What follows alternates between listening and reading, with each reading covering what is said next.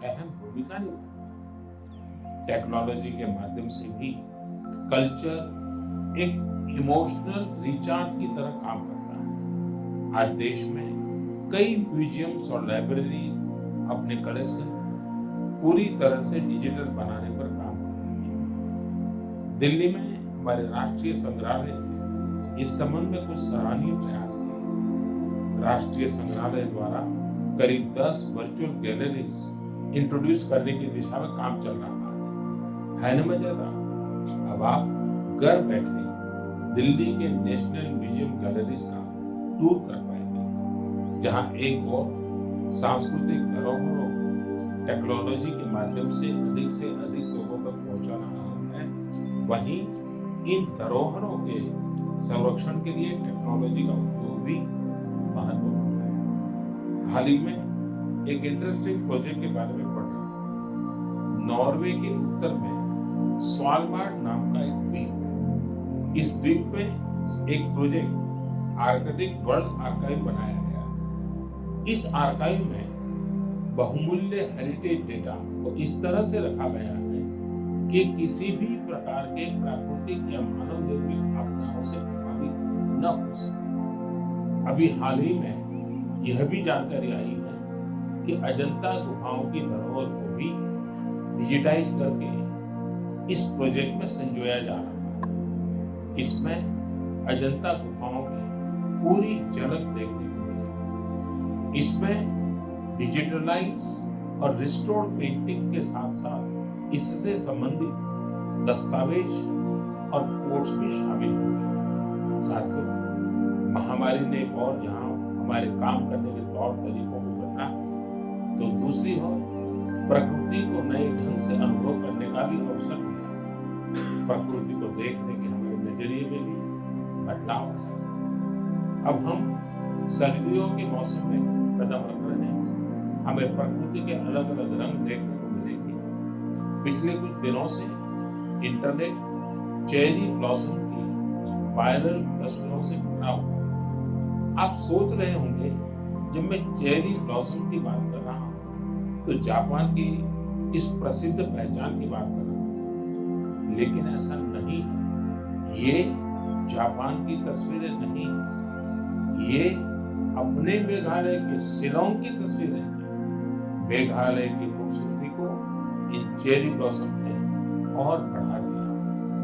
साथियों, इस महीने 12 नवंबर से डॉक्टर सलीम अली जी का 125वां जयंती समारोह शुरू हुआ।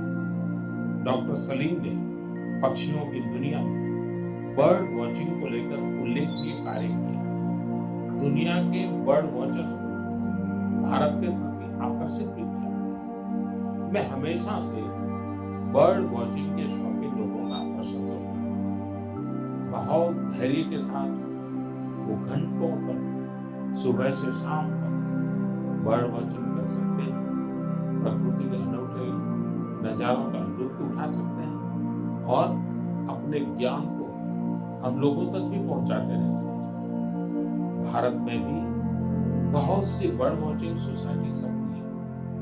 आप भी जरूर इस विषय के साथ जुड़िए। मेरी भागदौड़ की जिंदगी में मुझे भी पिछले दिनों केवड़िया में पक्षियों के साथ समय बिताने का बहुत ही यादगार अवसर है। पक्षियों के साथ बिताया हुआ समय आपको प्रकृति से भी जोड़ेगा।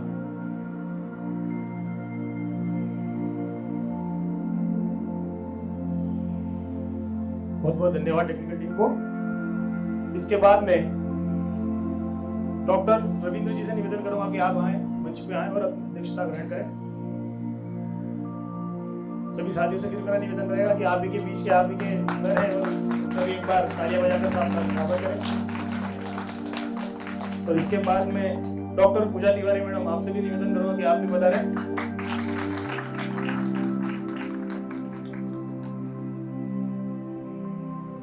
धन्यवाद आप दोनों को।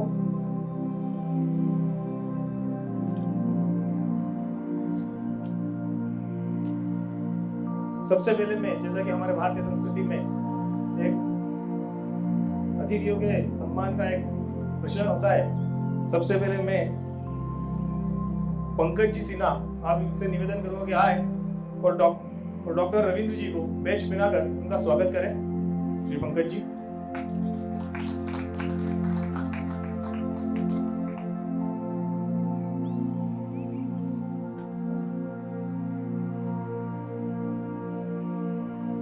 साथ ही में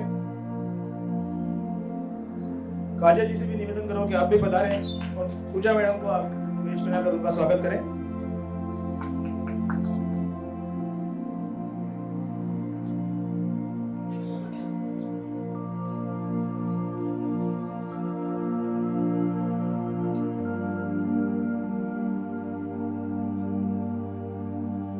और वहीं हमारे इस कार्यक्रम के मार्गदर्शक भाई साहब श्री डॉक्टर राघवेंद्र शर्मा जी से निवेदन करूंगा कि आप आए और श्री किशन जी सूर्यवंशी जी को पुस्तक और पेन देकर भाई साहब का स्वागत करें। डॉक्टर श्री राघवेंद्र शर्मा जी, आप सभी से निवेदन भी किया कर तालियां बजाकर हमारे तीनों ही अतिथियों का आप स्वागत करें।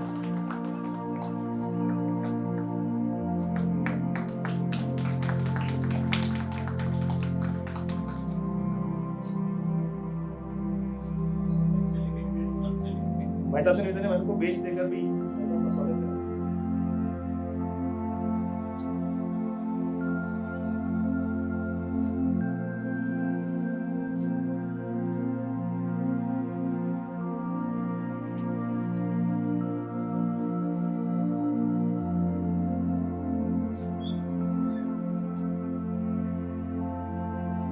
भाई साहब से निवेदन करूंगा कि हमारे दोनों ही अध्यक्षगण को भी पुस्तक देकर उनका भी पूरी समिति की ओर से आप स्वागत करें।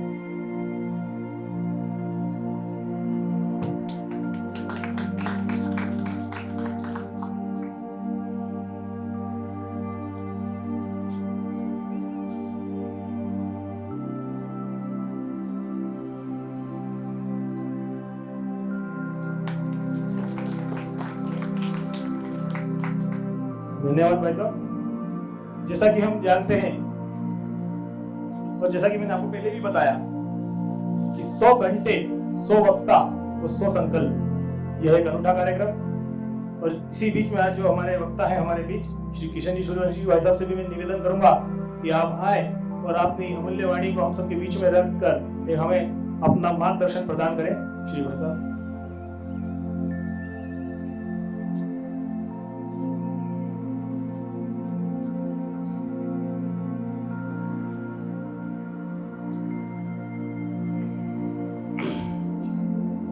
बोलिए भारत माता की।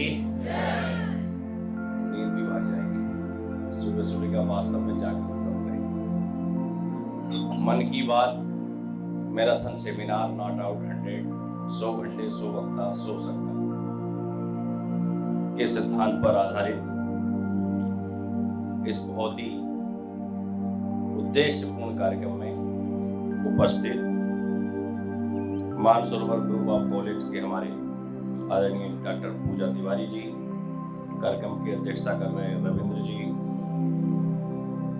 इस कार्यक्रम का जिन्होंने बहुत ही बेहतर ढंग से संयोजन किया, भारतीय जनता पार्टी के प्रदेश के कार्यालय मंत्री और मन की बात के प्रभारी आदरणीय राघवेंद्र शर्मा जी, कार्यक्रम में उपस्थित सभी जागृत श्रोता। जागृत मैंने इसलिए बोला कि ये सुबह सुबह का समय है और रियलिस्टिक सत्र है। ये सुबह 5 बजे किसी वक्ता को बोलना और श्रोता के सामने बातें रखना सुनने वाले के लिए भी चुनौतीपूर्ण होती है और बोलने वाले के लिए। पर मन की बात में प्रधानमंत्री जी ने, हमने ये देखा कि देश के जन की बात कही। प्रधानमंत्री ने अपनी मन की बातों में लगातार उन विशेष बातों का उल्लेख किया है जिससे पूरा देश गौरव महसूस कर सके। अभी माता अन्नपूर्णा के किस प्रकार से मूर्ति चोरी गई और वापस कर्नाटक से उसको लेकर के काशी में के मठ में पुनर्स्थापित किया गया, उसका भी उल्लेख अभी आने वाली मन की बात में। प्रधानमंत्री जी मन की बात में ये भी कहेंगे कि विश्वविद्यालय किस प्रकार से एक लघु भारत के स्वरूप है। हमारे भी मन में कभी कल्पना ही नहीं थी कि विश्वविद्यालय को हम लघु भारत के रूप में भी देख सकते हैं। जब मैंने उनको उसमें सुना तो वास्तव में ये बात बहुत सटीक लग रही थी कि किसी भी विश्वविद्यालय, किसी भी शैक्षणिक संस्थान में पूरे देश के विभिन्न प्रांतों के बच्चे होते हैं। वो अलग अलग क्षेत्रों से आकर के सच में उस कैंपस के अंदर एक लघु भारत के स्वरूप को खड़ा करते हैं। मन की बात में ये बात भी अभी आई। ये भी उन्होंने अभी इस एपिसोड में आने वाला है कि जो पूर्व छात्र हैं, वो पूर्व छात्र जिस भी संस्था से निकलते हैं उस संस्था को बाद में अधिकतम दे करके संस्था के लिए बेहतर क्या कर सकते हैं, इस भावनाओं के आधार पर काम करने की भावना रहती है। और आज कई विश्वविद्यालय, कई शैक्षणिक संस्थान पूर्व छात्रों का बेहतर उदाहरण बन चुका है। एक बहुत बड़ा कार्पस फंड भी स्थापित हुआ है, उसकी बात भी आई, प्रकृति की बात भी आई, चेरी ब्लॉसम का अभी विषय है। इन सब बातों से भाइयों बहनों ये स्पष्ट होता है कि प्रधानमंत्री देश के अलग अलग क्षेत्रों से उन बातों को विशेष रूप से उल्लेख करते हैं देशवासियों के सामने, दुनिया के सामने, जिससे हम अपने आप को भी गौरवान्वित महसूस करें और देश भी अपने आप में गौरवान्वित महसूस करें। बर्ड वॉचिंग में सलीम जी ने किस प्रकार से अच्छे चित्र खींच करके देश दुनिया के सामने रखे, और उन चित्रों का मनोरम दृश्य हम सब जब लेते हैं तो वास्तव में वो सभी के लिए मनोहारी होता है, सबके लिए बहुत अच्छा लगता है कि अच्छी अच्छी चिड़ियाओं के चित्र जब सामने आता तो अपन भी कई बार ऐसा होता है कि देखते ही। जिन भी लोगों ने प्रधानमंत्री की बात को सुना, लगातार वो इस बात के प्रशंसक बनते चले गए कि भारत के गौरवशाली इतिहास को देश के प्रधानमंत्री मन की बात में उजागर करते हैं, रखते हैं, और देशवासियों के सामने इस प्रकार के विषय रख करके भारत के गौरवशाली पक्ष को सबके लिए शेयर करते हैं। प्रधानमंत्री जी पे तो जितना बोला जाए कम है। दुनिया उनके व्यक्तित्व को जान रही है। कभी किसी समय दुनिया के शक्तिशाली राष्ट्र कहलाने वाले अमेरिका ने किस प्रकार का एक कहे कि वीजा वाला जो घटनाक्रम हुआ था वो हम सबको पता है। पर प्रधानमंत्री जी के व्यक्तित्व ने, प्रधानमंत्री जी के डेडिकेशन ने और देश के लिए समर्पण ने भारत का मान तो बढ़ाया ही है, आज प्रत्येक भारतीयों का भी मान बढ़ाने का काम। दुनिया जब भारत को सम्मान की दृष्टि से देखती है तो सभी भारतीयों का गर्व से मस्तक ऊंचा हो जाता है। ये सामान्य बात नहीं है। एक देश के मुखिया जब दुनिया के सामने भारत के वैभवशाली, शक्तिशाली और गौरवशाली इतिहास को रखते हैं तो प्रत्येक भारतीय के मन में गौरव का भाव आता है। और आज दुनिया में हम कहीं भी जब जाएं तो हमें देखने को मिलता है कि अब भारतीयों के प्रति आदर का भाव दुनिया में बढ़ रहा है। कई जो फॉरेन से लौटे लोग हैं, एनआरआई हैं, या विदेशों में भारतीय लोग जो निवास करते हैं, उनसे आप जब भारत के इस समय के जो सुनेंगे कि अब इस समय दुनिया भारत को किस रूप में देखती है तो हम सब गौरवान्वित हो। ये सामान्य बात नहीं है। भारत के प्रधानमंत्री ने दुनिया के सामने देश का मान बढ़ाने का काम किया तो देशवासियों का भी मान बढ़ा है। भाइयों बहनों, मन की बात में प्रधानमंत्री जी ने देश के जन की बात कही है। मैंने पहले वो सैनिकों की बात करते हैं, सैनिकों को शौर्य की बात करते हैं, वो प्रकृति की बात करते हैं और वो सांस्कृतिक पुनरुत्थान की भी बात करते हैं। अभी आप देखेंगे कि वो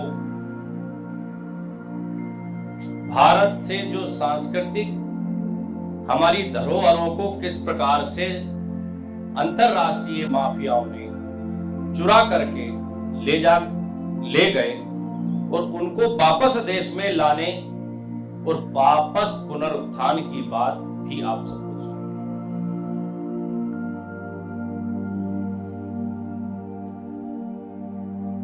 भारत में लगातार इस बात के लिए एक पूरा वातावरण तैयार हो चुका है कि हम सब अपने इतिहास पर गर्व कर सकें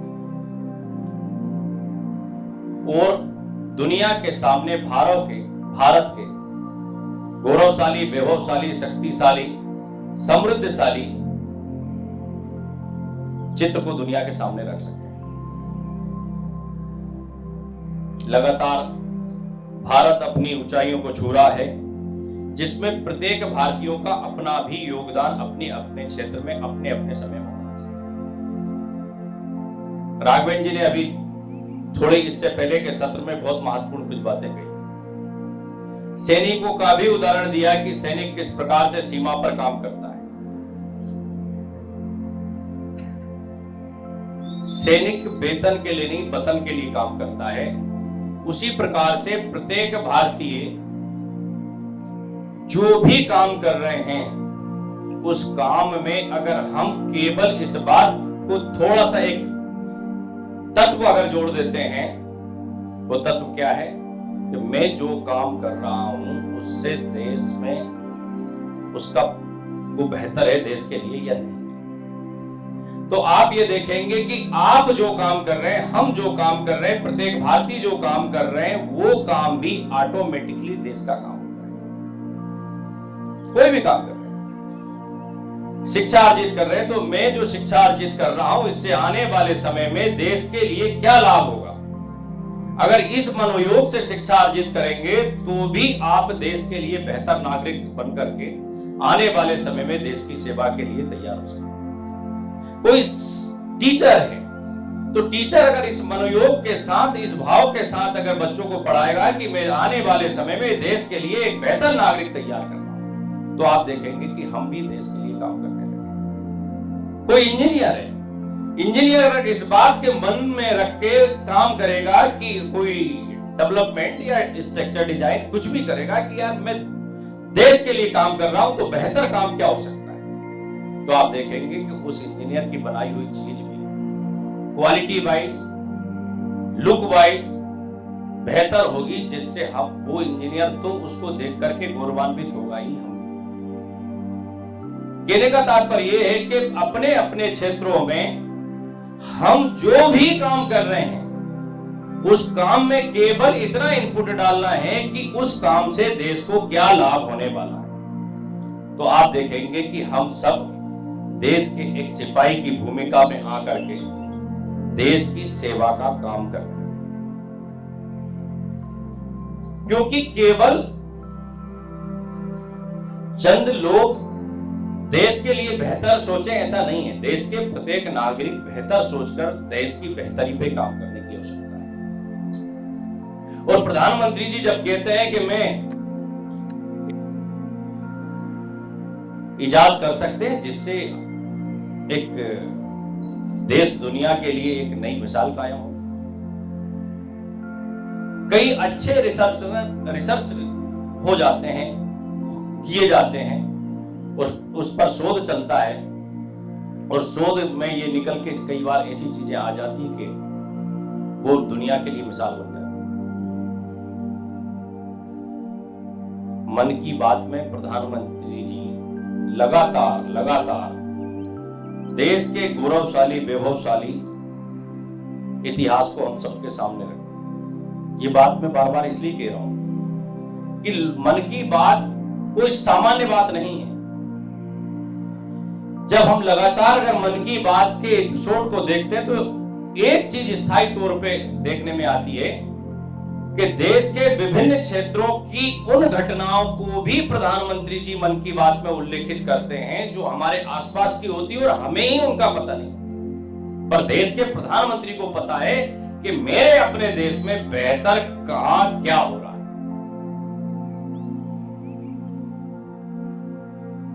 अभी गृह मंत्री जी का भी एक अगर आप लोगों ने वक्तव्य सुना हो तो उन्होंने कहा कि प्रधानमंत्री जी ने 4:30 बजे मुझे फोन करके किसी विषय पर अपना बात की। ये इस बात का डेडिकेशन है कि प्रधानमंत्री देश से जुड़े हुए विषय के लिए कितने संजीदा है। तो आने वाले जो पीढ़ी है भारत की हमारी, जो जिसके कंधों पे भारत का भार है, उसको भी इसी समर्पण भाव के साथ काम करना होगा। और मैंने जैसा कहा कि विश्वविद्यालय भी लघु भारत का स्वरूप हो सकते हैं, ये हमारे मन में भी कभी नहीं आया। जब प्रधानमंत्री जी के इस एपिसोड में आप सुनेंगे कि उन्होंने विश्वविद्यालयों को किस प्रकार से लघु भारत कहा है, तब हम सबके ध्यान में आता है कि वास्तव में हमारे शैक्षणिक संस्थान में अलग अलग प्रांतों के बच्चे आए हुए हैं, अलग अलग स्थानों से आए हैं, अलग भाषा बोली है उनकी, और सामूहिक रूप से अगर एक चित्र में हम सजोएं तो ये वास्तव में एक लघु भारत ही है। देखने का जब नजरिया देश के लिए हो जाता है तो हर चीज में हमें भारत का वैभवशाली इतिहास दिखाई देने लगता है, भारत का गौरवशाली इतिहास दिखाई देने लगता है, और बच्चों में भी हमें लघु भारत दिखाई देता है।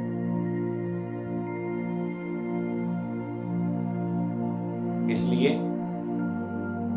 प्रधानमंत्री जी के इस मन की बात के एपिसोड को हम सब सुनेंगे और सुनने के बाद अपने जीवन में कुछ न कुछ बेहतर बदलाव भी महसूस करेंगे कि आप एक प्रधानमंत्री के तौर पर जब हम उनको सुनते हैं तो निश्चित रूप से प्रत्येक भारतवासी अपने आप को गौरवान्वित महसूस करता है कि हमारे देश के मुखिया ने इस देश का मान भी बढ़ाया है, हम सब का मान भी बढ़ाया है, और जिस समर्पण सिद्धत के साथ वो देश की सेवा में लगे हैं, हमारी उनके प्रति खूब सारी शुभकामनाएं। बहुत बहुत धन्यवाद।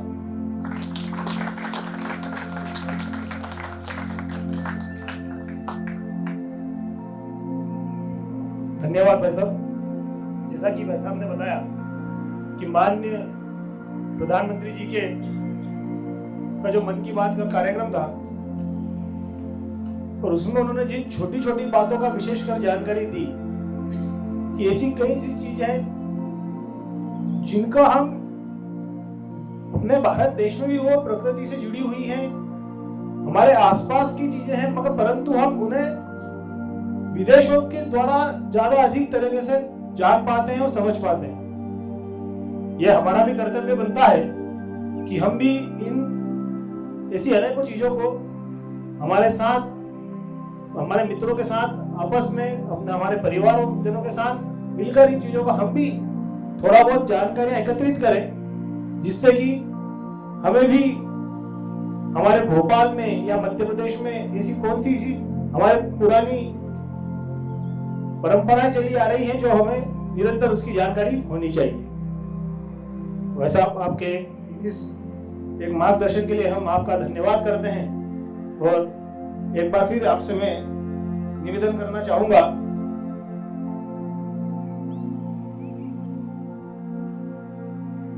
कि जैसा कि आप सभी जानते हैं कि इस हमारे कार्यक्रम का जो तीसरा चरण है, जिसे कि हम संकल्प कहते हैं, आपसे भी मैं एक बार निवेदन करूंगा कि आप आए और हम सभी को जो हमारे 70वें घंटे का 70वां संकल्प है वो भी सभी के बीच में दिलाने का एक शुभ कार्य करें।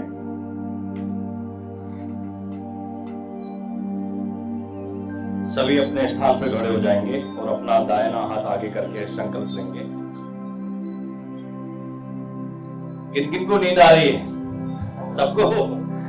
चलिए, तो जोर से एक बार नारा लगाएंगे तो नींद भी भाग जाएगी। भारत माता की, भारत माता की। अब अपना दाहिना हाथ आगे करेंगे। मैं संकल्प लेता हूं कि आयुर्वेद एवं प्राकृतिक चिकित्सा जैसी भारतीय उपचार पद्धतियों को बढ़ावा दूंगा, साथ ही अन्य लोगों से भी आजीवन इन उपचार पद्धतियों का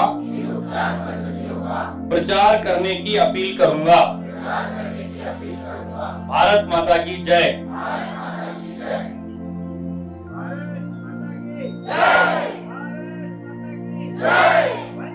मातरम, मातरम।